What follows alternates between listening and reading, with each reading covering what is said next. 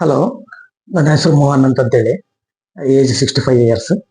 ನಾನು ಪ್ರಾವಿಡೆಂಟ್ ಪಾರ್ಕ್ನಲ್ಲಿ ವಾಸ ಮಾಡ್ತಾ ಇದ್ದೀನಿ. ಸುಮಾರು 3 ವರ್ಷದಿಂದ ವಾಸ ಮಾಡ್ತಾ ಇದ್ದೀನಿ. ನಾನು ಸುಮಾರು ಒಂದು 4-5 ವರ್ಷದಿಂದ ಈ ಆಸ್ಟ್ರೋ ಆರ್ಥರೈಟಿಸ್ ಇಂದ ನಾನು ನರಳ್ತಾ ಇದ್ದೀನಿ. ನೀ ಪೇನ್ ಬಹಳ ಇರ್ತಿದೆ.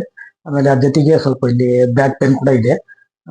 ಬ್ಯಾಕ್ ಪೇನ್ ಇದೆ. ಬೇರೆ ಕಡೆಗೆಲ್ಲ ತೋರಿಸ್ಕೊಂಡಿದ್ರೆ ಏನು ಉಪಯೋಗ ಆಗಿರ್ಲಿಲ್ಲ ಅದು ಅದರಿಂದ.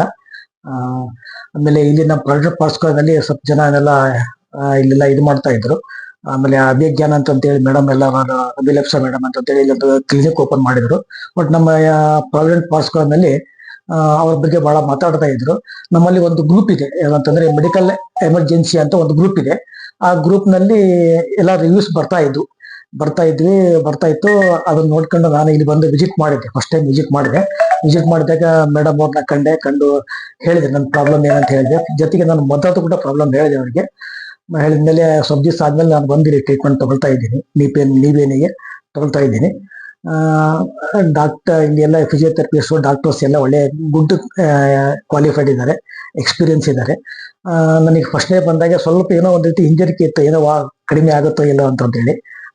ಬಟ್ ಗ್ರಾಜುವಲಿ 1 or 2 days ಹೋದ್ಮೇಲೆ ಇಲ್ಲಿ ಕೊಡ್ತಕ್ಕಂಥ ಟ್ರೀಟ್ಮೆಂಟ್, ಡಾಕ್ಟರ್ದು ಸಪೋರ್ಟು, ಅವ್ರು ಮಾತಾಡ್ತಕ್ಕಂಥ ರೀತಿ, ಅದನ್ನ ನೋಡ್ಕೊಂಡು ನನಗೆ ಐ ಗೆಟ್ ಕಾನ್ಫಿಡೆನ್ಸ್ ಬಿಟ್ಟು ನನಗೆ ಕಡಿಮೆ ಆಗುತ್ತೆ ಅಂತೇಳಿ ನನಗೆ ಫೀಲಿಂಗ್ ಬಂತು. ಸೊ ಫೀಲಿಂಗ್ ಬಂದ್ಮೇಲೆ ನನಗೆ ಇವಾಗ ಮ್ಯಾಕ್ಸಿಮಮ್ ಇದರಿಂದ ನನಗೆ ಹೆಲ್ಪ್ ಆಗಿದೆ. ನನಗೆ ಬಹಳಷ್ಟು ಪೇನ್ ರಿಲೀಫ್ ಸಿಕ್ಕಿದೆ. ಮೇಡಮ್ ಅವರಲ್ಲಿ, ಅಮಿಷಾ ಮೇಡಮ್ ಅವರಲ್ಲಿ, ಆಮೇಲೆ ಸೋನಾಲ್ ಮೇಡಮ್ ಅವರಲ್ಲಿ, ಆಮೇಲೆ ಸನ್ನಿಧಿ ಮೇಡಮ್ ಅವರಲ್ಲಿ, ಆಮೇಲೆ ಇವರೆಲ್ಲರೂ ಚೆನ್ನಾಗಿ ಟ್ರೀಟ್ಮೆಂಟ್ ಕೊಟ್ಟಿದ್ದಾರೆ. ಒಳ್ಳೆ ರೀತಿಯಿಂದ ಜಸ್ಟ್ ಒಂದು ಎಲ್ಡರ್ನಿಂದ ಅಂತೇಳಿ ಅವ್ರನ್ನ ಟ್ರೀಟ್ ಮಾಡಿ ನನಗೆ ಇದು ಮಾಡಿದ್ದಾರೆ. ಸೊ ಗುಡ್ ಒಂದ್ ರೀತಿ.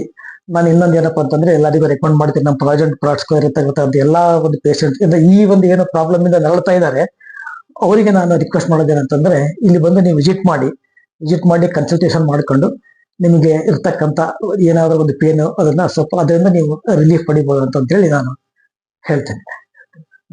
Thank you sir.